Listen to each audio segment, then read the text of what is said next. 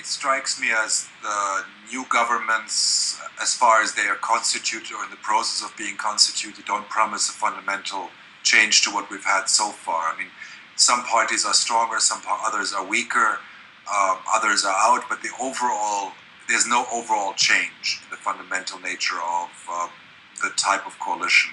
And I think so. It's hard to expect anything fundamentally new from parties which have been in power, recently and also before. So there's no novelty really in the government's promising. In fact, the difficulties are already, I think, quite clear in the sense that we have tensions in the RS, where we're going to have SNSD, the Dodik's party, in government, but then the representative of the presidency is from the opposition, Mladen Ivanic, and also the opposition and the government parties of the RS will cooperate at the state level. That's very similar to what we've had in the previous period, and we've seen that actually is often a source of tensions and conflict. So it strikes me as we're going to have the same two features. One is the constant crisis of government.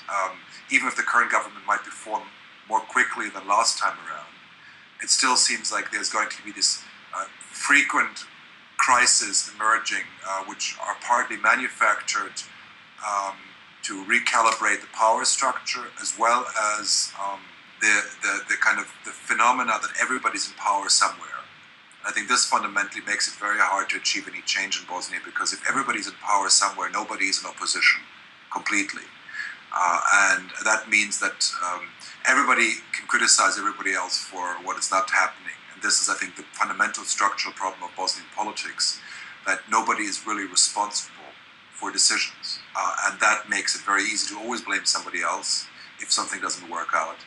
And that is, I think, the way in which parties have been able to retain their power, by saying, well, it's always the others who are also in power somewhere, which are responsible for things not working. And I think this creates this dynamic where everybody gets more and more frustrated with parties, but everybody gets reelected at the end of the day and then joins government again. So from that point of view, there's no internal force at the moment, no internal dynamics within the political system which promises any change.